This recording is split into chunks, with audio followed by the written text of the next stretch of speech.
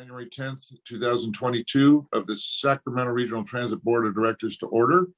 Welcome, everyone. And now this is a virtual meeting, and all speakers, the board and staff, if you could please announce your name when you begin to speak. This meeting is being live streamed, and the slide on the screen shows the information on how to join our webinar via Zoom. You can also call into the meeting at 253-215-8782, and the webinar access code is 825-2220-1991. If you are participating by phone, please push *9 to indicate a desire to comment.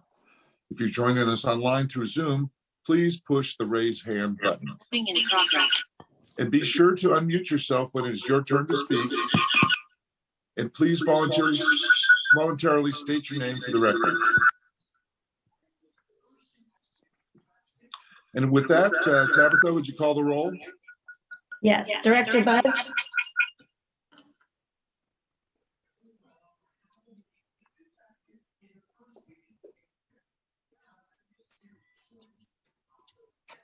And Director Harris. Here. Director Howell. Here. Director Hume. Here. Director Jennings.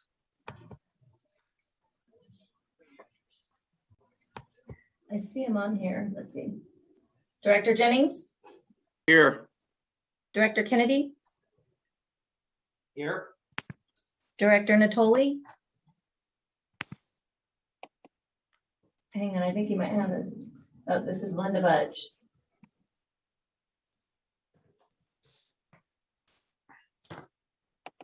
Okay. Director, I'm going to go back to Director Natoli. Director Chenier. Here. Director Cerna. Here. Director Valenzuela. Here. Director Budge. Here. And Chair Miller. Here. All right, with that, we have a quorum at 10 votes. And this meeting of the Sacramento Regional Transit District will be cablecast on Metro 14, the local government affairs channel on Comcast, Consolidated Communications, and AT&T Uverse. Today's meeting will air on Wednesday, January 12th at 9 a.m. and Tuesday, January 18th at 9 a.m. on Channel 14 and webcast at metro14live.saccounty.net and is closed captioned. This meeting can also be viewed at youtube.com/MetroCable14.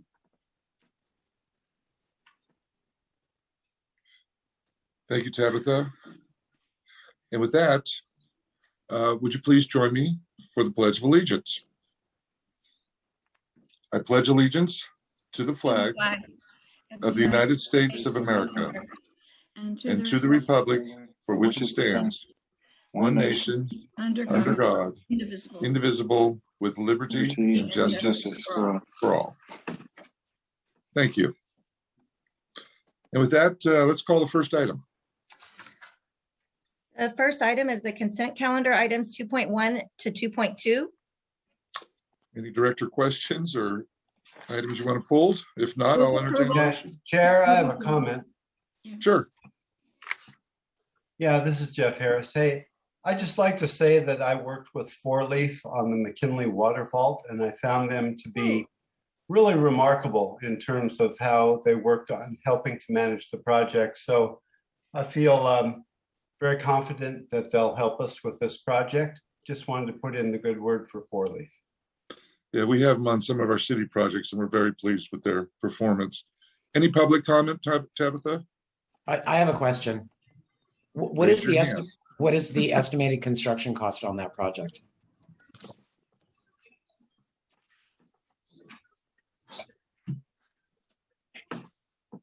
Hold on, we'll get an answer for you. Laura Ham, are you available to answer that question? Yes, if you can give me just one moment, I'll pull that information for you. Can we also ask what the start date for the construction might be? It's a fair question. And I'm sorry, it may be in the staff report.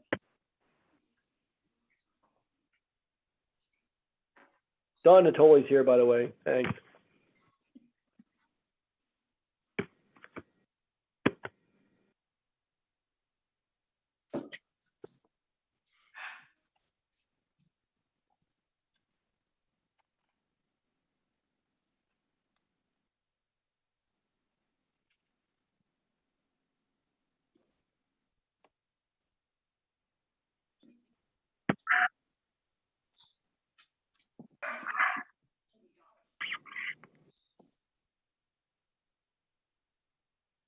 Am I correct? It's a not to exceed 2.3 million? Yeah.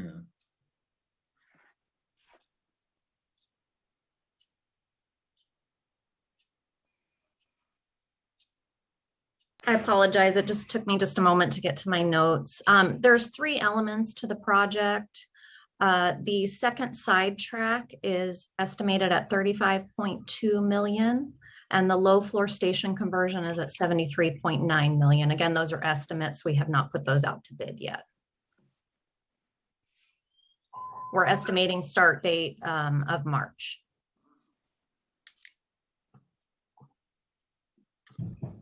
Thank you, Laura.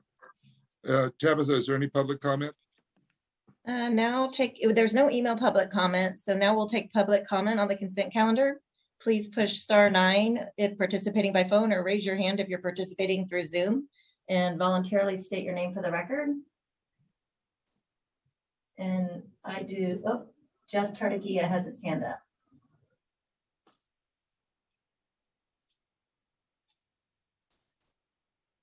Mr. Tartagia, welcome. Well, I guess you can now hear me. It's a little difficult to see when we are muted and not muted, but appreciate the fact of asking when.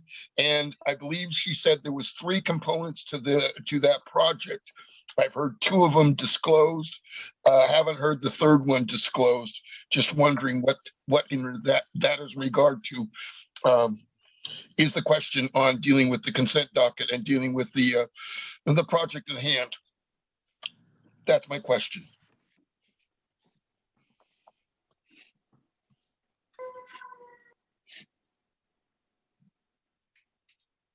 Laura, do you have Laura, that would you like me to information? answer that? Yeah, so the 3rd element is the purchase of replacement LRVs. So the first phase of that is 19 million. Got it. Thank you. And with that, I'd entertain a motion, please. I'll move consent. Second, Motion by Director Harris. Who was the second? Budge. Thank you, Linda. Second by Director Budge. Oh, shoot, I can't do all those in favor, can I? We need to call the roll, please. Director Budge, Yes. Director Harris, Aye. Director Howell, Yes. Director Hume, Aye. Director Jennings, Yes. Director Kennedy, Aye. Director Natoli, Aye. Director Chenier, Aye. Director Cernif, Aye. Director Valenzuela, Yes. and Chair Miller. Aye. The consent calendar passes with 11 votes. Thank you, Tabitha. Please call item 6. Item 6, public addresses the board on matters not on the agenda. I do have 2 email comments, and I have a response from staff, if you would like me to read those now. Yes, please. All right, so this is from Betty Matsui, President Seroptimus International of Elk Grove, and Linda Lucina, Stop Trafficking Coordinator, Sierra Nevada Region. Dear Henry Lee, General Manager, CEO, and Board, January being the National Human Trafficking Awareness Month, we would like to congratulate you and your training department on continuing best practices by providing all new operators training on the signs of human trafficking, providing training to all current operators through annual CBL training, and placing stickers with the National Human Trafficking Hotline on all buses. We would also like to thank Deborah Salinas, VP of Communications and Partnerships, along with her staff, for coordinating with the placement of posters and interior car cards on all buses, and for January Next Stop News, help end human trafficking. SIEG has, for the last few years, placed posters on the E-Tran buses, and with Elk Grove returning to SAC-RT, we thought what would be a better way to go, regional with the message. SAC-RT has so many eyes and ears on our youth in the region. We hope that the operators will, with their training, stickers, and posters, will stay vigilant and assist our youth and those in need whenever possible. A special thank you to Elk Grove City Council Member Pat Hume for the assistance of EGPD Sergeant Jason Jimenez and the EG Automall by placing the sign on the Highway 99 Automall electronic billboard for the month of January. Seroptimist is a global volunteer organization that provides women and girls with access to the education and training they need to achieve economic empowerment. We hope to educate women and girls of the National Human Trafficking Hotline. Thank you for providing the region with an award-winning transit system. Sincerely, Betty and Linda. And then staff, Lisa Hines, has provided the following comment. We at SAC-RT have a long history working with local and regional law enforcement to assist in identifying, reporting, and combating human trafficking.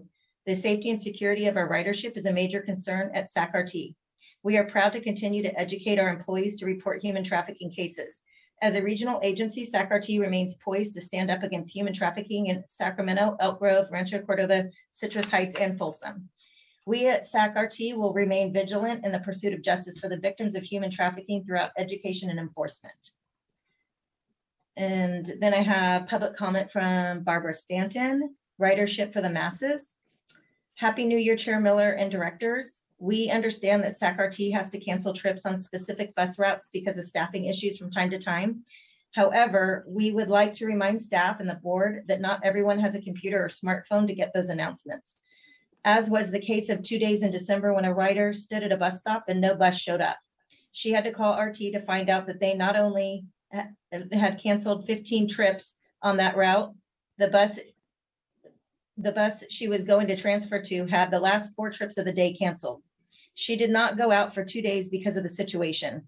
SAC-RT used to put sandwich boards on informing riders of the situation in the past. We ask that SAC-RT continue that practice or announce a PSA when the problem arises, because we remind you again that not everyone has a computer or smartphone. And she said, thank you. And staff has responded to Barbara Stanton. Thank you. Any other written comments? There's no other written comments, but it looks like there's 3 hands up. Let's go to the hands up, please. Okay, we have Jeff Tartagia.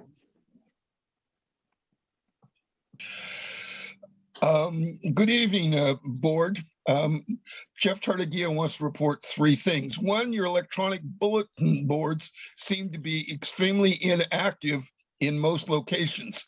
And because of the light rail stations, you've elected to put advertisement up.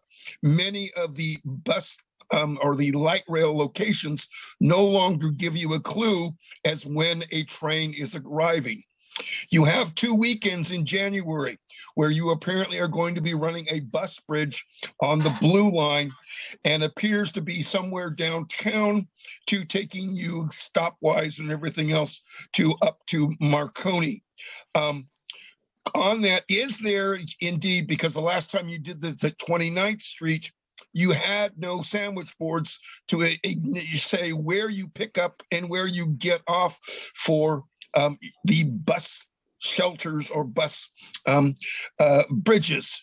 I would encourage, please make sure that those are there for that, so the riders know what to do, not just electronically. And electronically, it still doesn't clue me into whether I would get it at 9th Street or 10th Street, picking up and dropping off for the bus, shall we say, bridge situation.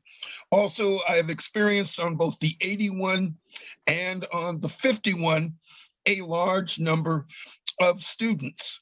I would encourage, because you have at least 1 or 2 reports of dealing with those students not being in great control. They treat it as a school bus rather than public transportation.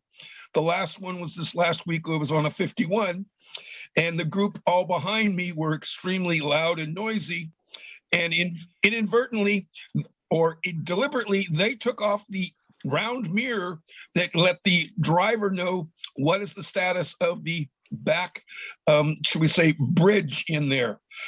I just bring that to you and suggest that you alternately look at bringing some form of from 3 to 5 control in there, of bringing in a transit administrator, advisor, whatever you want to call them in there, so that you observe, and it's not being a operator's responsibility when you have a group of 10 or 15, and maybe you need to direct a different type of response, i.e. having drivers alert when there is more than 20 students aboard public transportation if there are issues. I bring those to your attention, and I am going to listen to you on the YouTube tomorrow, because I'm going over to YOLO to hear what's going on with the I-80 situation, dealing with YOLO's public transportation system. That's my heads up to you people. And please, when you do all these oral reports, I hope you put something in the minutes explaining what was the utmost moments and everything else. I observe in other writers, but my time is up. That when YouTube is. Thank you for your observations, Mr. Tartagia. And with that, next speaker, please. Michael Harris. Welcome, Mr. Harris. Oh, it looks like he's using an older version of Zoom. Oh, I'll promote him to panelist to allow him to speak. Jeff, are you able to speak? Or Michael. Michael. Yeah, I got, I guess I'm getting old because I got old computers and got gray hairs, and yeah, I got old stuff. Well, again, Chair Miller, it's good to see you, and directors. It's that time of the year again.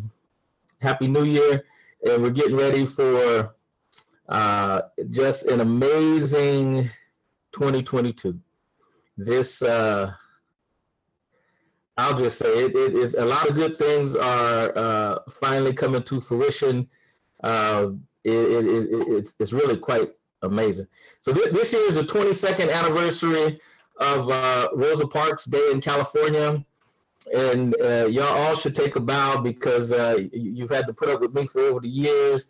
But, my mothers, my grandmothers, as far as we can go back on my mother's side of the family, they're from that bloodstained soil of Alabama. And the task of carrying the torch for Rosa Parks these last 22 years, they couldn't have picked a better person, because the blessings, in that labor of love, it just continued to unfold. For example, I was talking with the lawyer for Rosa Parks and Martin Luther King, Fred Gray. He's 91 years old, and I don't even know how to open my mouth and complain about something. Talking with him. But the idea that this February 4th, talking with Joe Noble once again, and even though we have COVID challenges, we're going to display the bus, and hopefully, I doubt we'll get clearance to have people on the bus this year in front of the state capitol, and really push the agenda, because across the nation, people want to have Rosa Parks Day observed. And I don't know why they want to do it on my birthday, which is December 1st, but her birthday is February 4th. And, again, RT should take a bow, because, again, this is the first official place where Rosa Parks Day was celebrated, was here in Sacramento on her birthday, bipartisan support back in 2000. When she was still living, and folks were like, "Why are you doing this now?" I'm like, "Well, it's not me." She did her summers here her winters in LA, and the folks in LA pushed the button, and they went home for the weekend, and we carried the torch, and still are. So I want to just thank you all for acknowledging the patron saint of the Montgomery's Women's Political Council, and this year we're really lifting up the concept of womanity. So thank you all for all you've done, and will continue to do. Thank you, Mr. Harris, for your great comments. We appreciate it. Next speaker, please. We have Barbara Stanton.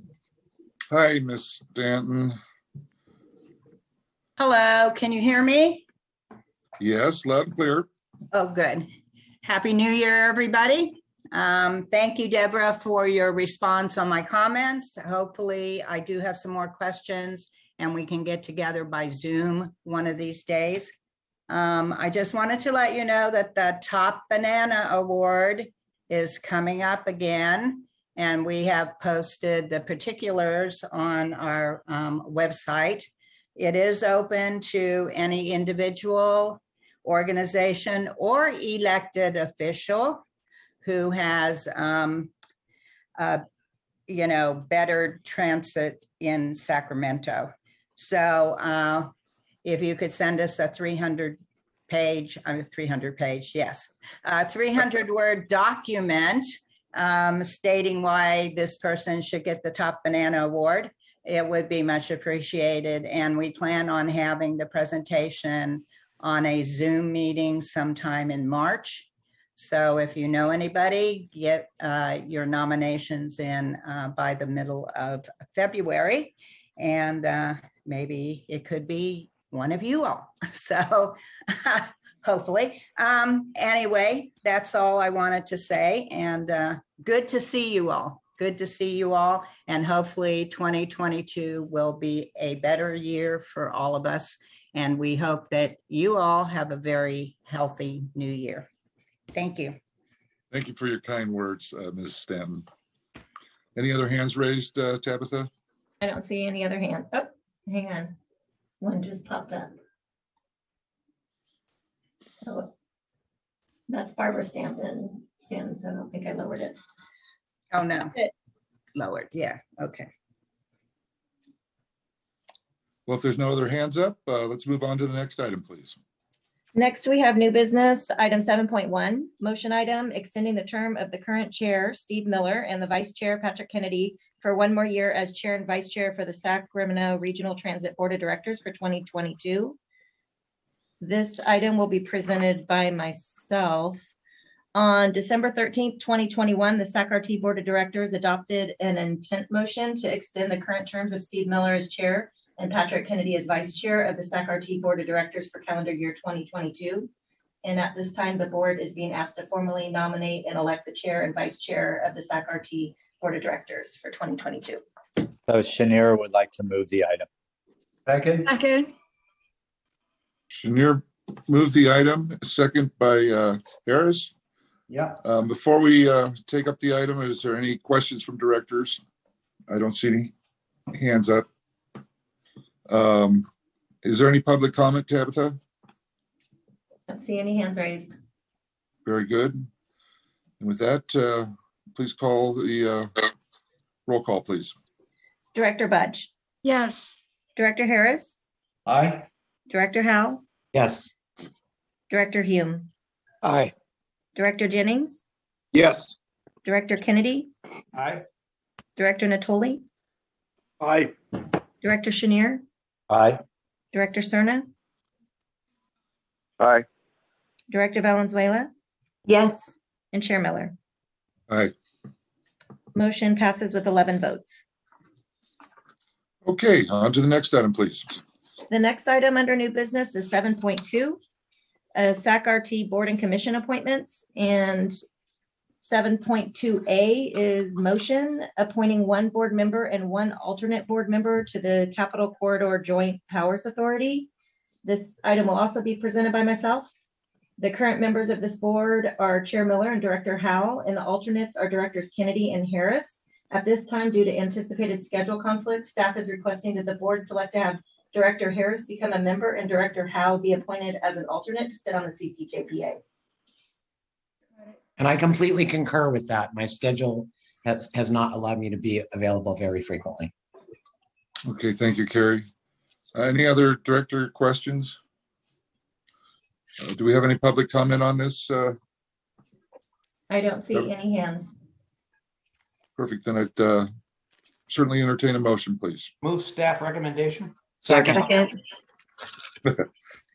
I get the first, Director Kennedy or Vice Chair Kennedy. Who is the second? Me, Carrie. Okay. Director Howell is the second. Please call the roll. Director Budge. Yes. Director Harris. Aye. Director Howell. Yes. Director Hume. Aye. Director Jennings. Yes. Director Kennedy. Aye. Director Natoli. Aye. Director Chenier. Aye. Director Cerna. Aye. Director Valenzuela. Yes. And Chair Miller. Aye, Motion passes with 11 votes. thank you. Next item, please. Next item is 7.2B, Chair appointment, appointing one board or management staff member to the retirement boards, ATU, IBEW, OE3, MCEG, and AFSCME. At this time, the board chair needs to appoint one management member to each of the retirement boards to fill the expired term of the Vice Chair Kennedy. The SACRT board chair may appoint the same member to each retirement board. A management member is defined as a board member or a member of SACRT's management staff. Well, anybody interested in serving? Mr. Chair, I will agree if it's okay to continue to serve. Oh, yeah. If you don't mind, would you like to consider an alternate? I was thinking of Shelley Valentine, just in case she can't make it. Whatever you think, sir. Well, thank you, Patrick. I'll second that. Okay, there's a motion and a second. Any questions or public comment before we take the vote? Oh, there's no vote needed on this one, I don't think. Yeah, No. no vote. Okay, And no So public it- comment. it is done. Thank you, Mr. Kennedy, for taking that on. And with that, on to the general manager's report, please. We actually have 7.2C. Oh, sorry. That's okay. Oh, yeah, I missed that totally on my agenda. Sorry. So we have 7.2C, chair appointment, form an ad hoc committee to discuss voting structure and board composition. An information item was on, an information item on board composition and voting structure was presented to the SACRT Board of Directors on December 13th, 2021. At that meeting, the board discussed forming an ad hoc committee, and the chair asked staff to bring back an action item to form an ad hoc subcommittee and appoint members to the committee, which is similar to what the board did in 2005, to discuss possible changes to SACRT's Enabling Act to recommend to the full board a change to the board composition. I'll volunteer to serve on that because I don't think it's going to affect Folsom status, and I think many of the rest of you, with the possible exception of Linda, maybe even you, Steve, are likely to be affected by it. So I think it'd be helpful to have somebody that's going to be perhaps impartial. That's what I was thinking. And I would also volunteer. Okay, I've got two so far. Tabitha, what was the makeup of our 2005 committee? Olga, do you have that answer? Yeah. So the makeup of the committee last time was one county member, one city of Sacramento member, and then one member from each of the other jurisdictions. So every jurisdiction had a seat on the ad hoc. That's logical. That makes sense. Do I have any volunteers from either the city or the county? I'll volunteer for the city unless one of my colleagues wants it. Okay, well, pencil you Chair, in. this is Director Cerna. Yes, hi, Phil. Mr. Chair, this is Director Cerna. Yeah, I'd like to, if he's willing to serve, I'd like to nominate Director Natoli, who has considerable, I'm going to say this as nicely as possible, Don, considerably more history than most on this board, and probably can take that and have be utilized in the context of this particular charge for this committee. So for the record, I'd like it to state that Director Cerna called Director Natoli old. No. If he did, it's on the record. I think he said experienced. Yeah. He's also I meant wise. Thank you. Don, is that something you'd be willing to do?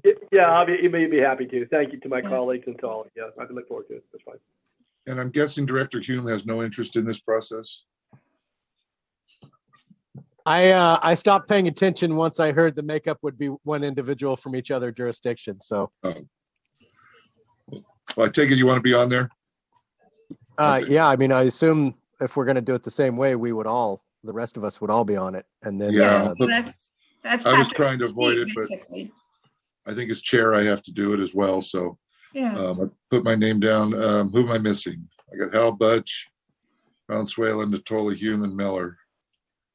Does that cover all the jurisdictions? It does.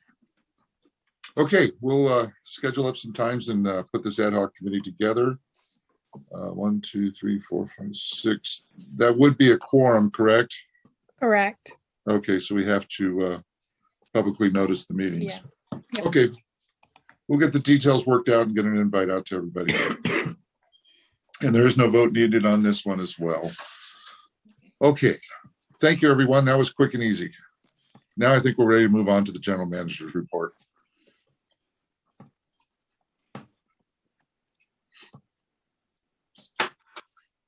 Good evening, Chair Miner, members of the board and the public. Welcome to the first board meeting of 2022 and Happy New Year to all. I would like to begin my remarks with field updates. Then Chris, Lisa, or Brent will give an update on safe parking project on Roseville Light Rail Station and also update on Mayor Stenberg's request to add more spaces on the Roseville Station and at Franklin Station as a second pilot. Then Laura and Brent will present a comprehensive update on our Sacramento Go ADA paratransit service and performance. As we begin the new year 2022, the region is experiencing a surge, as you know, in COVID-19 cases. We saw last week that the Sacramento County Public Health Department issued an order encouraging all meetings be conducted remotely when they can.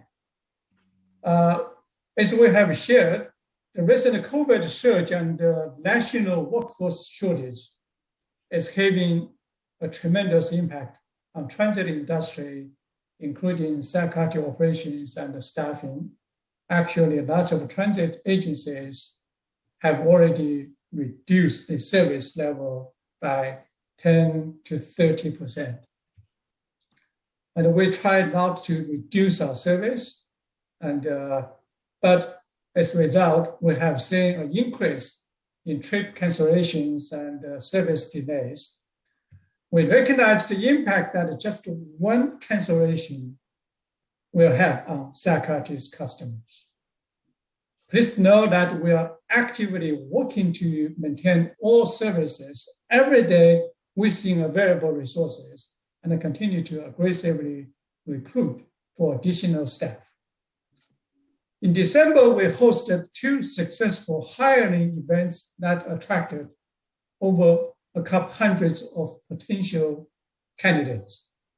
During these job fairs, we received over 280 applicants for various open positions, primarily driver's positions, because of aggressive marketing and media attention, including TV interviews and news segments. To date, we have about 70 applicants from the job fairs who are either in the process of being hired or are going through the screening and interview process, which accounts for over 6% of our entire workforce. Then next item, I would also like to share some information on 2 upcoming events in January. First, Sacramento's historical 1958 Old Blue Bus will be participating in the Martin Luther King Celebration Vehicle Caravan on Monday, January 17th, hosted by the NAACP. The route is the same as last year, departing from Grant High School at 9 a.m., making its way to Sacramento State. This will be a safe way to continue to honor the legacy of the great Dr. King. I believe people can actually ride on the bus. And then later this month, Sacramento, in partnership with Asian Resources, Inc. and the Vietnamese American Community of Sacramento, will host the 2022 Sacramento TED Festival in the parking lot of our Florence Light Rail Station. You may recall that a couple of years ago, the Urban Land Institute did an extensive study of the Florence Station and recommended activating the site with community events just like this one. The festival is a cultural tradition on the Lunar New Year, and the event will be held on Saturday, January 29th and Sunday, January 30th. We're expecting over about 10,000 people to attend this free community festival, which promotes the Vietnamese culture and helps to build a stronger and diverse community. With the event at the Floating Rail Station, SACAT is proud to provide free rides that will drop off attendees at the event doorstep. Then I also like to provide an update on the improvement to our Watt I-80 light rail and the bus transfer station. As some questions were asked in the last board meetings, and we regularly receive inquiries from our customers about this station, because this station is really our flagship station and collecting northeast region of this mega region. The installation of the new west side elevator is scheduled for this week, followed by the station inspection. As you recall, our new east side elevator was installed a couple months ago. SACAT's IT department will be installing the camera in the west elevator, and our facility department will be making additional improvements on site. Passengers should note that a special shuttle bus is required and provides to access the Watt I-80 library station from Watt Avenue, as contractors will need to close the station elevator and the stairs to complete these changes. We anticipate an early completion date of February 28th, and I will provide an update for the next board meeting on February 14th.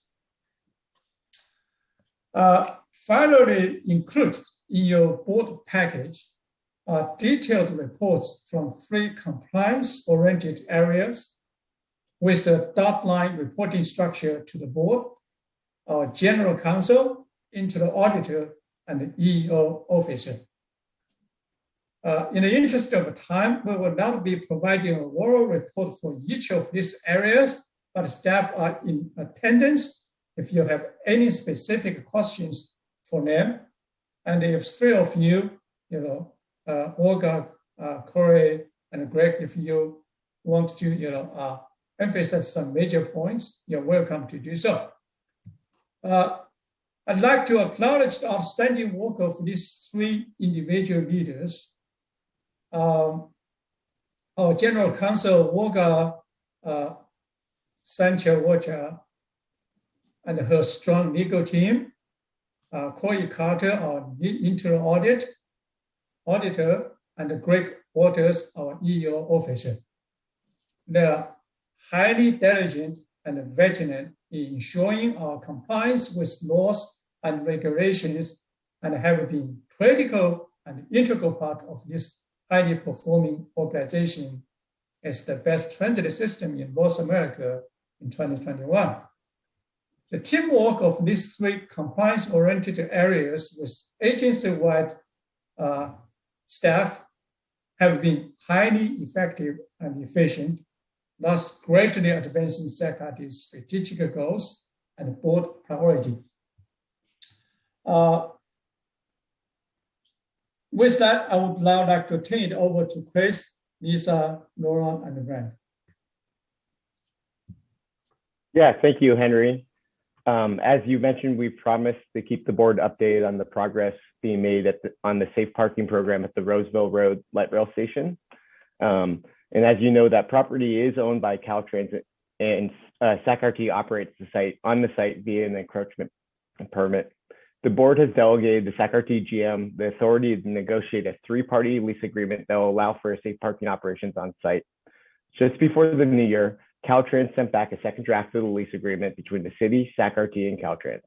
Currently, the city and SACRT are reviewing the document and submitting comments with the hopes of scheduling a meeting to finalize later this month. As part of the lease agreement, Caltrans requires the city to perform an environmental site assessment before a shelter can begin operations, which could take a few months to complete. With the lease agreement, when the lease agreement is finalized, Caltrans will seek Federal Highway Administration approval, and SAC-RT will seek Federal Transit Administration approval. At the end of December, SAC-RT met with Mayor Steinberg and council members Lololi and Chenier to update the city on the timeline for implementation of the Roseville Road Safe Parking Program. Understanding the complexities may delay the launch of Roseville Road, the mayor requested two things. The SAC-RT board provide approvals to move forward with a second pilot at the Franklin Light Rail Station. And second, the board explore additional spaces for the program at Roseville Road, which could further delay the launch of that program. The board had previously expressed the desire to launch one program at a time, but with delays impacting Roseville site, staff would appreciate the board's feedback on the mayor's request. Before we conclude the update, I would like to introduce SAC-RT's VP of Security, Safety, and Customer Satisfaction, Lisa Hines, to provide information regarding the encampments in the surrounding area. Thank you, Chris. Chair Miller, members of the board. As we have shared with the board before, a few months back, there was a fire under the Grand Avenue Bridge that caused multiple cars to burn and scalded the underbelly of that bridge. In late December, Caltrans was finally able to assess the site and assess the damage to the bridge. Thankfully, the fire did not cause significant damage, but it underscores a potential risk to our operations. A similar encampment currently resides under the Grand Avenue Light Rail Bridge with our track on top. Should a similar accident occur, SAC-RT light rail operations would have to be halted. Due to the importance of this critical infrastructure, SAC-RT intends to work with Caltrans and the city to find a solution that won't jeopardize our railroad tracks. And with that, that concludes our presentations for Chris and I. If there's any questions. Yes, please. Any questions or comments from directors? Yeah, I have some comments. Chair Miller. Go ahead. Yeah, thanks very much. I guess on the one hand, just from looking at the two pictures, Lisa, and thank you for bringing that information. These were two encampments that you're talking about that had no supervision, no fencing, no connection to services. They were strictly encampments. So a little bit of a different situation. I think what we're trying to do is bring people into a much safer zone and hook them up with encampments, which overall should make the area safer. So I want to really put an exclamation mark on that. And you know, I think Katie can certainly address some of the work that she's done for me at the X Street shelter. The area around that is safer because of the shelter itself and the work that we're doing there, the fact that there are people there 24/7. COVID has again hurt this, but our downtown streets team has been out there picking up literally hundreds and hundreds of pounds of garbage, needles and things like that. So really trying to keep the area much cleaner. So I think what this has resulted in is an improvement in the area. Not to say there aren't challenges with encampments that might reside outside of exactly what we're doing. We do think this is a crisis.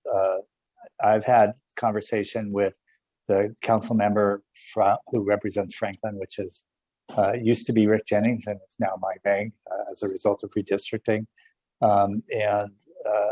I think moving ahead at a deliberate speed with Franklin because of the time frame, my understanding is Roseville Road could take up to a year to get all the approvals that we need. And frankly, we just can't wait. Franklin is under the supervision of RT. It could be a lot quicker. It would give us the data that we need in a pilot program. And so I really would hope that we can provide direction as a board tonight. And I certainly would move that if we can use it as a motion, that we start working on Franklin with the speed to open it up. Keep that data reporting back to the board. It will certainly be done and operational before Roseville Road. I don't see any way that it doesn't happen in that sequence. And we can use what we learn at Franklin in Roseville as we continue to move forward. Thank you, Director Scheer. Hold on a second. Vice Chair Kennedy has his hand up. Thank you. I just wanted to support what Director Chenier said. Franklin is in my district, the district that I represent. I'll be honest, and Director Chenier and I had many conversations over Florin Road a couple of years ago. I was not necessarily very supportive of it at that time, but here we are 2 years later and the problem continues to exacerbate. And I will also say that the relationship between the city and county and the coordination on homeless issues has never been better and continues to strengthen. And so I would be very, very supportive of that. Thank you. Thank you. And next I have Director Harris, followed by Director Howe. Yeah, thank you, Chair. I've long been a supporter of organized, safe encampments. I was successful in securing a lot of sanitation trailers for these sites in particular, and we need to use them. We need to get moving on this project as soon as possible. I agree with Director Chenier that the difficulties with Roseville Road are going to take some time to sort through. And I'm definitely supportive of the idea of operating at Franklin sooner. Thank you, Chair. Thank you, Director Harris. Director Howe? No, I appreciate the comments from both Directors Harris and Chenier. But remembering the conversation from, I guess it was 2 years ago now, when we talked about this before, there seemed to be a big division between some of the members of the Sac City Council. So I'm just questioning that you guys are all on the same page at this point. I believe we are. Okay, that's good. I'm glad to hear that. Most assuredly, Carrie. If anyone's not, I'll meet you outside after the meeting tonight. That's why we love RJ. No, I support it. Thank you. Appreciate that, Carrie. I don't see any other hands up. Yeah, the only thing I wanted to add, Steve, if I can, we would like as many spaces as possible out there. So if we could add into the direction to, direct Henry to work with the city to maximize the space, that would be helpful as well. We don't want to, endanger the security or safety on those issues, but as many places as spaces as we can do would be helpful. Okay. And if there's any other questions or comments on the general manager's report? I did want to thank Mr. Walter, Ms. Sanchez Ochoa, and Mr. Carter on their excellent annual reports. And with that, seeing no other hands up. We still have the paratransit presentation. You're right. Let's do it. All right. Yes, I believe Adam should be, there we go. Good evening, Chair Miller, directors, and members of the public. Per board member request, we're providing this update on SAC-RT Go paratransit services. In May last year, we did provide a partial update, including the customer survey results. We did not provide a full update at that time due to other activities occurring at the time, including our Elk Grove annexation. Tonight's presentation will focus more on the fiscal health of the program, and going forward, we will report on SAC-RT Go performance as we do with our other key performance indicators in our budget process, and we'd be glad to respond to any other requests that you might have. Next slide, please.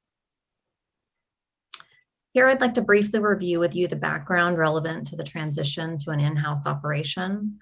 Our contract with Paratransit Inc. expired in June of 2019, and we continued to have PI operate the service through a continuation clause in our agreement while we attempted to negotiate new terms.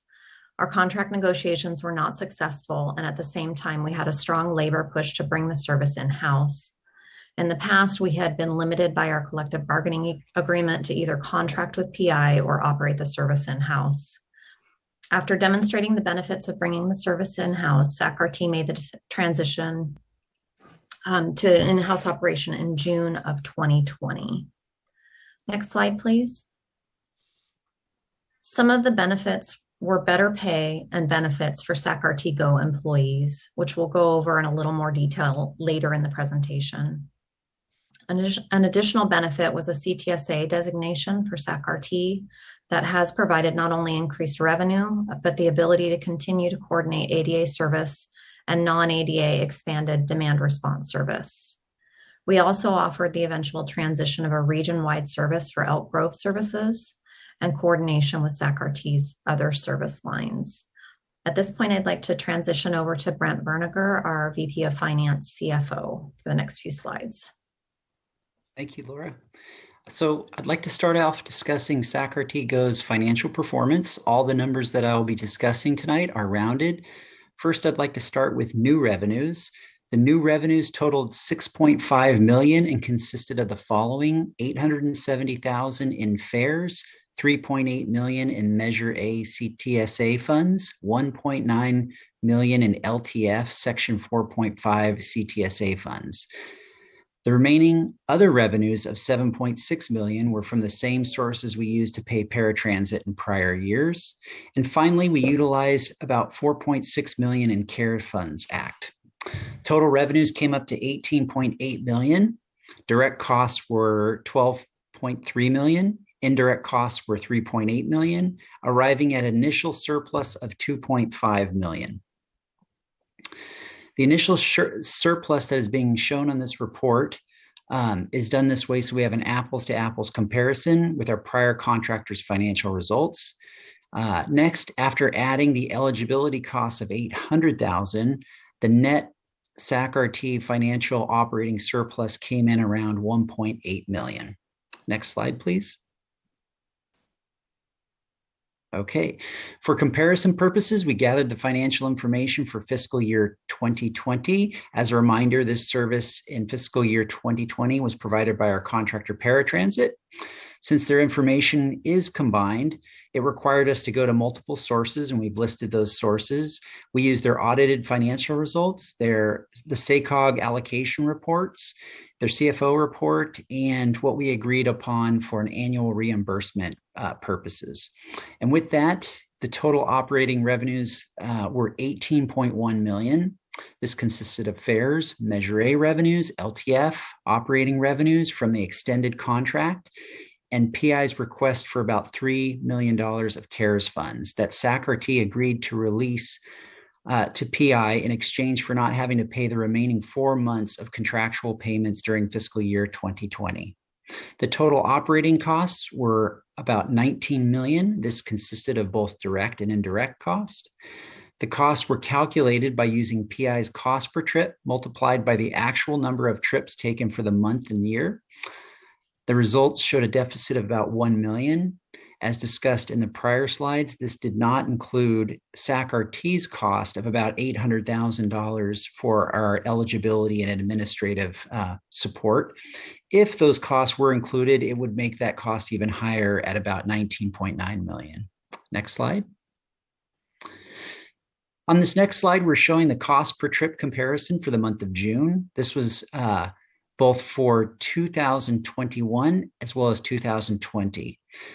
This month was used as opposed to using the full fiscal year because the COVID impact in FY20 was only a few months. That being said, SAC-RT's cost per trip was $97.46 and PI's cost was $122.52. Ridership for SAC-RT was about 17,410. And for paratransit, it was 10,700. Next slide, please. This next slide, what we've done is we're just showing you where we gathered the information for the paratransit's cost per trip. As you can see, during the COVID breakout, you saw costs range from anywhere from $75.62 in the yellow to $150.97 to $118.81, and then down to the $122.52 that we mentioned earlier in the last slide. Next slide. And so, like Laura had mentioned, we've done a lot of other things at SAC-RT. We've done a lot of employee improvements, and we've listed out what those were. We have a comparison of what some other agencies, nearby transit agencies, have done. They've raised their wages by $2 to $6 per hour, depending on their respective steps. SAC-RT did the same thing in 2020. We implemented similar step increases ranging from 50 cents to $5.49 per hour, depending on seniority. In addition, during October of 2021, we removed the two lowest step wages, which resulted in an increase in wages of about 13.5%. And in addition, we lowered our out-of-pocket medical costs and made 401k contributions effective immediately as opposed to waiting. Operators were also eligible for a $2,000 hiring incentive, reimbursement of DMV fees, and opportunities for promotions. Now I'd like to turn it back to Laura to discuss some of the service improvements. Real quick, Vice Chair Kennedy has his hand up. Okay. I can wait till the end, but you know, $98 per trip, lower than what PI was. Okay, that's good. It's still excessively high. I mean, what do we do about that? How do we get? I mean, $98 per trip is ridiculous, and that's my layman's term. Yeah, I think, you know, some things to consider is when we look at you have direct costs per trip and you have indirect costs, and you want to make sure you look at both of those. I think you definitely want to make sure your direct costs per trip are as low as possible. Indirect costs just takes into account that, you know, all the allocated costs amongst the agency. But the best thing that we can do is raise, you know, the number of people that are taking paratransit rides. We can collect more, you know, fare revenues, collect more revenues to kind of offset some of those costs. We can, it's tough right now because you have rising costs right now. We have, you know, gas and CNG prices going up, and then you also have the labor shortage, which is causing our labor costs to go up. So, you know, we need to provide, I think, although it's maybe higher than what we'd want to pay, I think we also want to make sure that the service that we do is excellent. And I think that's super critical for this group of people to make sure that they have a good team that keeps them safe. I don't disagree with anything you said, Brett. Thank you. You know, Mr. Chair, I almost think that this is worthy of I hate to do it again, but a subcommittee of some kind. Because I mean, there's got to be a way that we can come up with providing these services in a safe and reliable and, you know, manner that's not $98 per trip. I know we're government and therefore we're by definition inefficient, but $98 per trip still just sticks in my craw. Director Kennedy, I thought of one more maybe response. We have been working on finding ways to bring some outsourcing to that trip where we can actually have other service providers do some of that service. So that is going to be started up by operations. They've done a good job of getting that contract together, and so that should help a little bit with some of these costs as well. That's very much in the direction that I was going in. Thank you. Okay. And don't we have just single riders? In other words, we don't do any ride sharing or carpooling, for lack of a better word.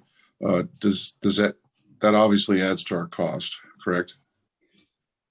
Well, I think what can we, when we do ride sharing and putting multiple people on one trip, we have that ability. What that can do is that can reduce having multiple trips, right? So that could be another way that helps with this factor.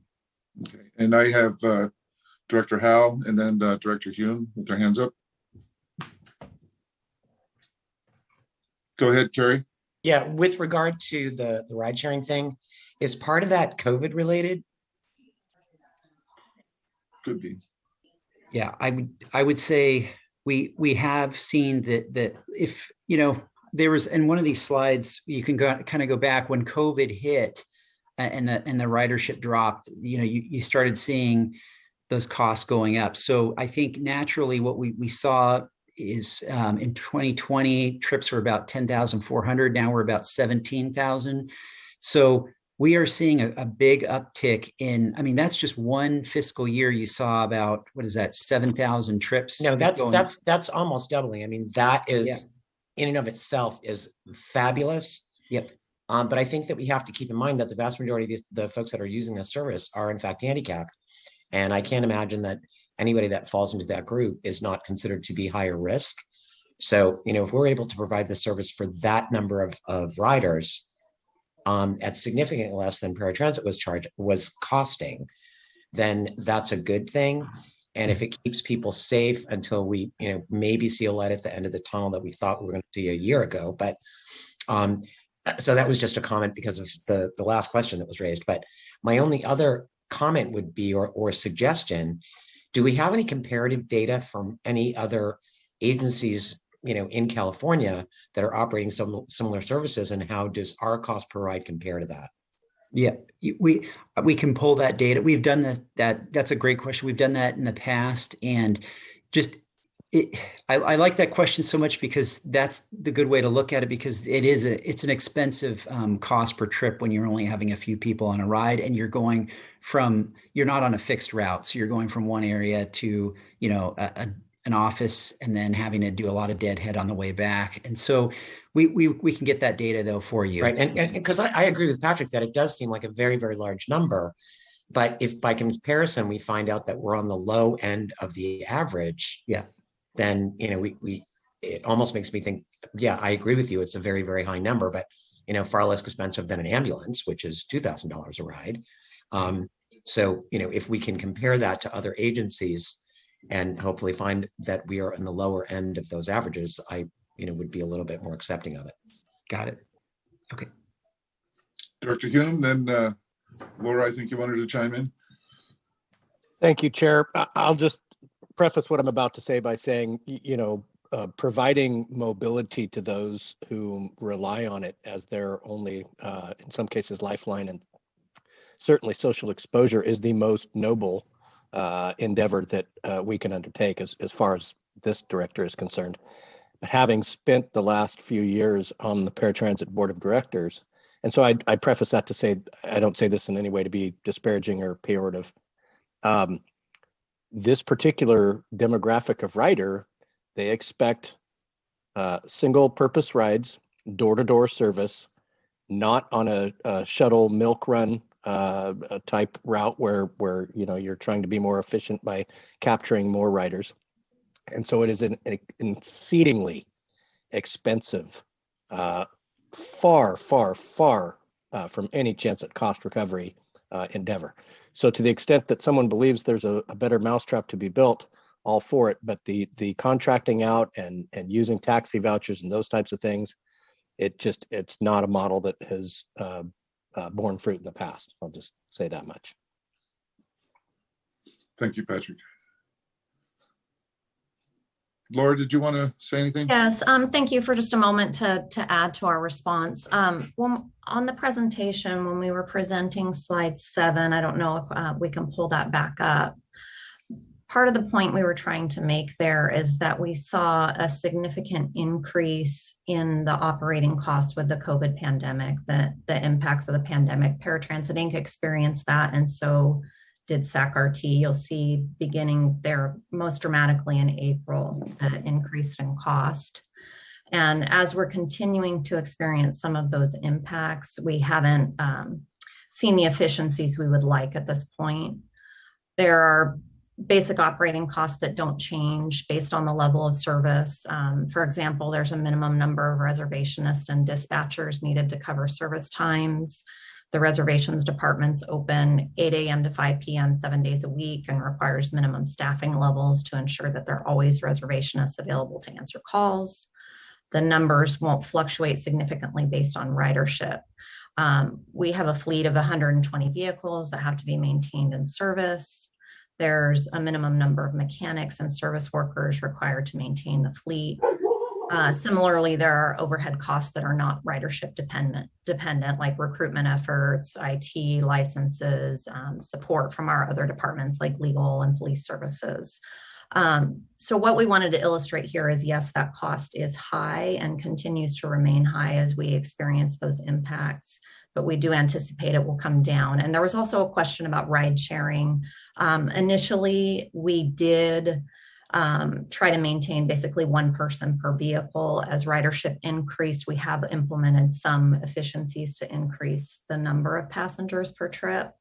And we've got a slide a little bit further along. We had a couple slides left regarding the ridership as we've seen it trend over time. So that may help answer some of these questions as well.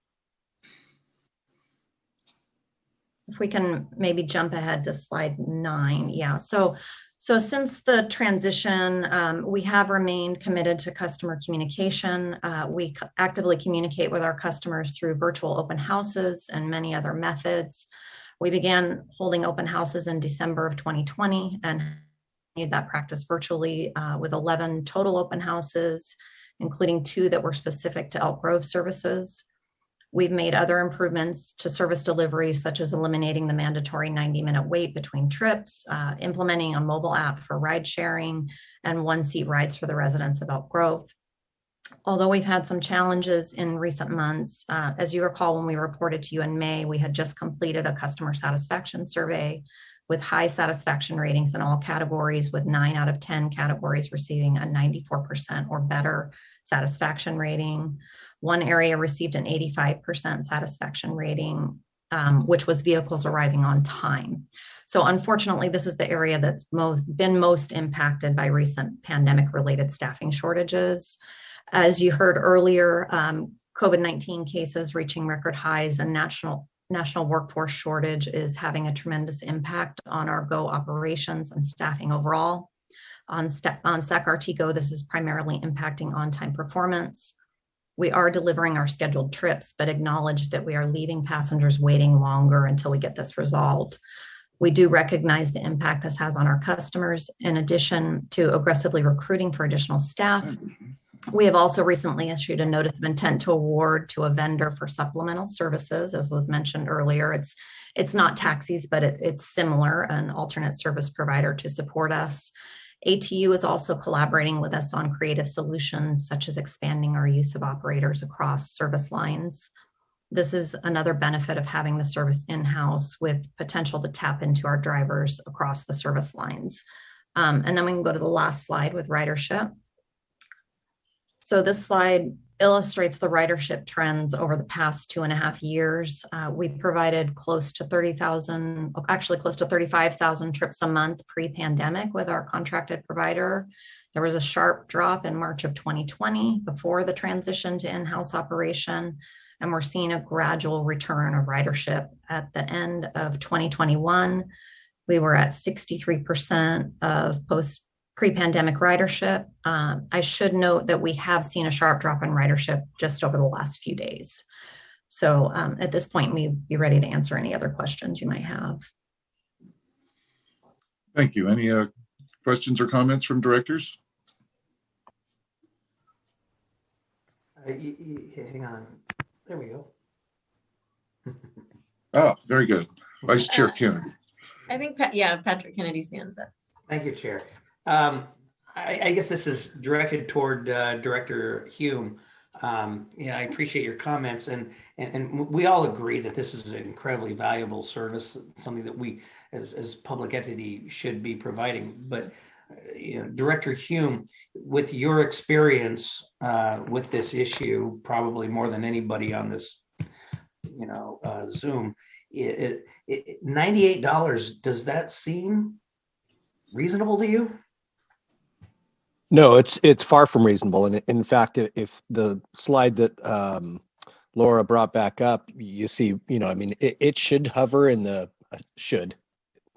It used to hover in the $50 to $60 range per ride, and so you've seen a dramatic increase, partly due to COVID inefficiencies and all of the things that the world is going through right now. I understand we're in a different world now, but I guess I'd like to give direction to staff from this one board member that we need to find ways to get it. I mean, $98 per trip is just, as far as I'm concerned, not acceptable, and we need to find ways to provide this service. I agree that we need to provide this service, and I agree that we're doing a good job of providing this service, but we have to find ways of bringing that cost down, and that's my only comment, Mr. Chair. Thank you, Vice Chair. Any other questions or comments? Thank you for the report, Ms. Ham and Mr. Benninger. I can never say your last name, Brent. We'll just leave it at that. It's okay. And with that, let's move on to the next item, please. The next item is reports, ideas, and questions from directors, if any. I'm not seeing any hands up. I don't see any. And do we have any further business, Madam Chair? That is it. Well, then we are adjourned. Good night, all. Good night. Thank you.